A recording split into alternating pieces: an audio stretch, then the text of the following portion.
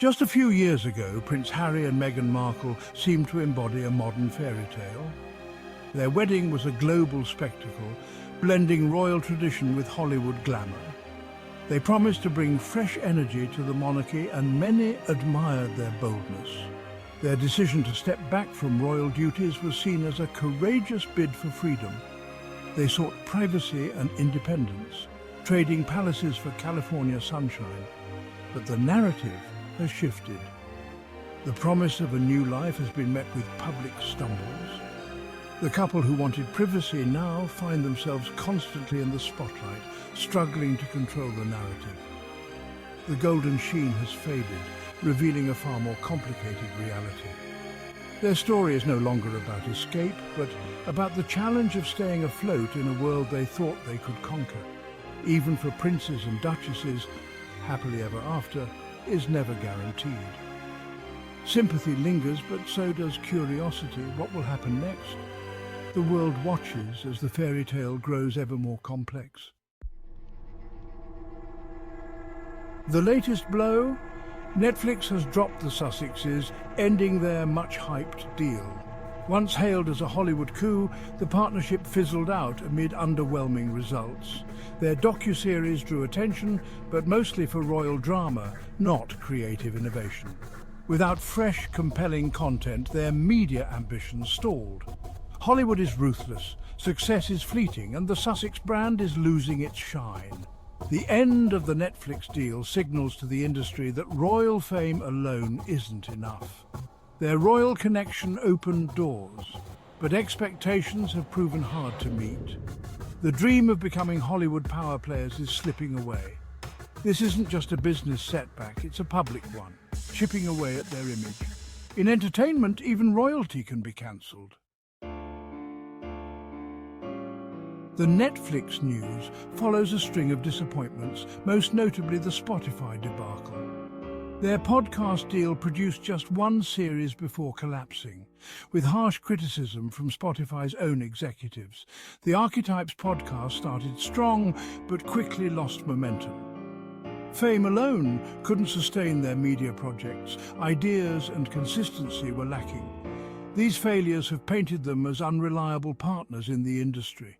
Goodwill has eroded, replaced by skepticism and hesitation from potential collaborators.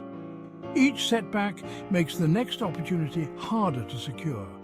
Their royal title gets them in the door, but not much further. Instead of establishing themselves as independent figures, they're now seen as better at drama than delivery. The echoes of these failures are loud, overshadowing any fresh start. Their public image is now defined by missed opportunities. With major deals gone, attention turns to their finances. Life in a £12 million Montecito mansion is expensive. Mortgages, taxes, and especially security. Without royal support or steady media income, the pressure is mounting. Their initial deals were meant to fund both their lifestyle and charitable work. Now, a significant budget hole looms. Every project and appearance must be weighed for its earning potential. The risk chasing money over meaning, cheapening their brand. The need for income may explain their reliance on personal tell-all projects, but that well is running dry. They face a stark choice: reinvent themselves or risk becoming a sideshow, forever trading on royal drama. The Montecito dream is costly and increasingly precarious. Financial reality is forcing tough decisions.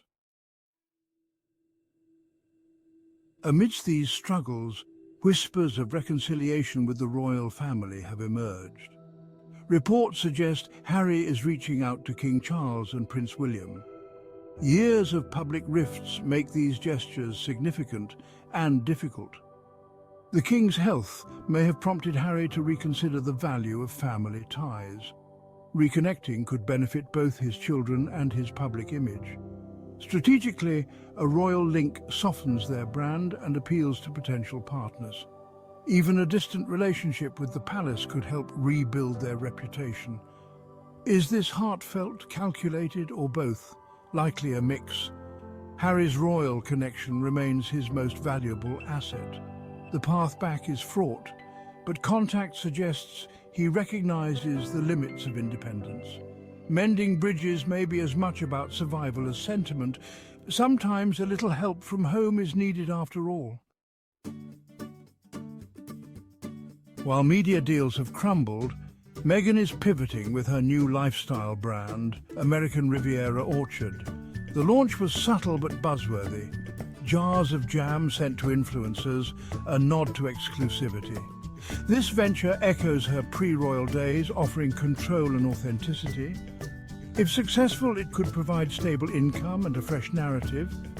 But the lifestyle market is crowded, and success is far from certain. Meanwhile, Harry's future is less defined.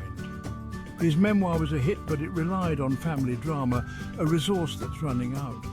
He remains involved with the Invictus Games, but broader appeal is uncertain.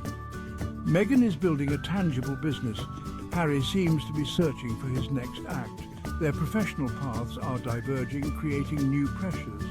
The success of Meghan's brand could determine their financial future. The journey of independence has led them to very different crossroads. Their next moves will shape not just their fortunes, but their legacy. Their story began as a modern fairy tale. Now it's a cautionary tale. Public sympathy has faded, replaced by skepticism and fatigue. Their focus on personal struggles has worn thin, and promises of inspiration remain unfulfilled. The question now, can they reinvent themselves, or will they remain defined by royal drama? Will Meghan's brand succeed or become another failed venture? Can Harry find a meaningful role beyond his royal past? Will they double down on Hollywood or seek a path back to the royal family? Their future is uncertain, but public fascination endures. The world is watching, waiting to see if they can turn their cautionary tale back into a fairy tale. Their next chapter is yet to be written.